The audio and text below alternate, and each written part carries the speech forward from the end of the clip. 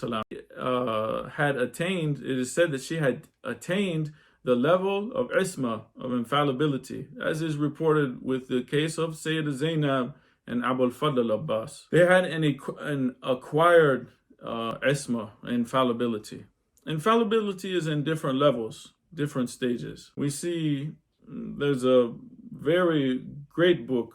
In the house I studied it in Arabic. The Sayyid lives in Qom. It's called Aqad al-Haqqa by Ayatollah Sayyid Ali Sadr. And he categorizes Isma in 3 levels. We'll go over them briefly. We can talk about the infallibility, so we get an idea of the levels of Isma. We have Ismatul Kubra. This is reserved for the 14 Ma'sumin. Say that they do not commit sins, they don't commit mistakes, or even taraka awla, which is choosing the less preferred method, which is not a sin, but is choosing the less preferred of the 2 ways. And we as Shia, we know that we do not believe that any of the prophets from their birth to their death committed any sins, whether big or small, that they are all ma'sumin. We see that the honorable scholar Sheikh Mufid, he says that the prophets and imams never committed sins or never even left the recommended actions, and that they were perfect in every aspect of their lives. Another point to bring up when we talk about Isma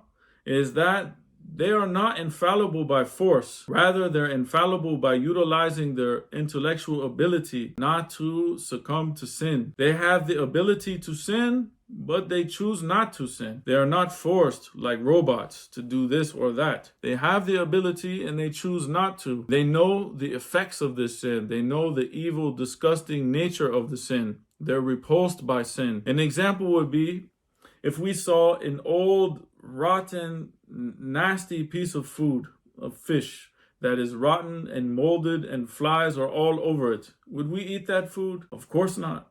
We'd be disgusted at it. We'd be repulsed by it. We would never even think about touching that piece of fish. But it's repulsive to us because we see the rottenness and the stench and the bugs on this food. But this is how the Ma'sumin, this is how the prophets and the imams, how they see sin. They see the rottenness in disobeying Allah. Whereas most of the people, they're seeing these sins as attractive, because shaitan has made them fair seeming to them that they are attracted to sins. But the imams and the prophets are seeing the reality behind the sins and they are refraining from them. Just as if we would see a rotten piece of food, we would not approach it or even think about eating it. This is Ismatul Kubra, first level. The second level is Ismatul Ithbatiyya. This is for general prophets. First we said Ismatul Kubra for the 14 Ma'sumin.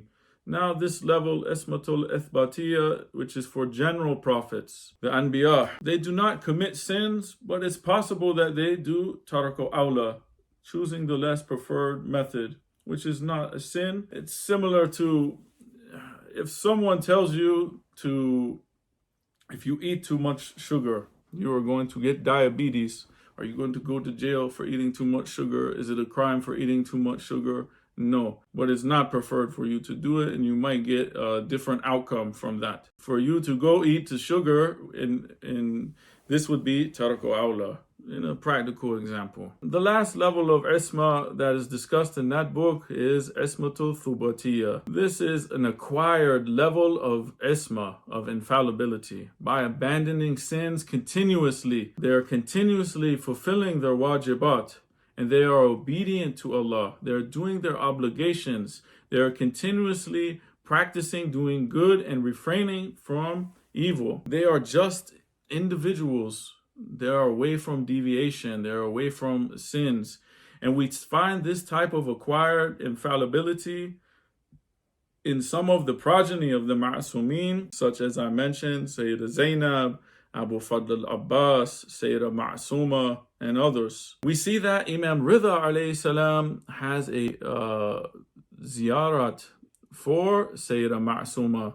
And we also see that there are ziyarat for Abu Fadl Abbas also. So we see that they have ziyarat for them. I extract a piece from the one from Imam Rida about Sayyida Ma'suma. It says, "Peace be on you, O daughter of Musa ibn Ja'far. May Allah confer His mercy and blessings on you. May peace be on you. May Allah grant us your companionship on the day of judgment and guide us to follow in your footsteps. Imam is saying this. Grant us Sayyidah Fatima Ma'suma's companionship on the day of judgment and guide us to follow her footsteps. Lead us to your grandfather's fountain and quench our thirst out of it with Muhammad's own cup and Ali's hand. Allah bless all of them. I ask Allah to grant us through you, Sayyidah Fatima Ma'suma, happiness, ease, and your companionship, together with your grandfather on the day of judgment, and not to deprive us from understanding you. Indeed, he is protector and powerful over everything. So we see this, that Imam is asking Allah through Sayyidah Ma'suma to grant us happiness and ease and companionship. It says, Ya Fatima, stand by us when Allah sits in judgment over us. O intimate of Allah, O Allah, I ask you to make my ending happy and not to take away what you have given me. Imam Rida alayhi salam says, O Fatima, intercede for me in the paradise. An infallible Imam is asking Sayyidah Ma'suma's intercession on the day of judgment speaks volumes about her status in the eyes of Allah. Also, Imam Rida and Imam Jawad alayhim salam were the ones who buried her. And a ma'soom is only buried by a ma'soom. There have been many traditions from Imams about the rewards to those who go visit Sayyidah Ma'suma. Imam Sadiq alayhi salam says, a lady from my children by the name of Fatima will be buried in Qum. Whoever visits her shrine will surely be admitted to heaven. Imam Rida was asked about the reward for going to pilgrimage of Sayyidah Ma'suma's shrine. And the Imam said, whoever visits her shrine will be in Jannah.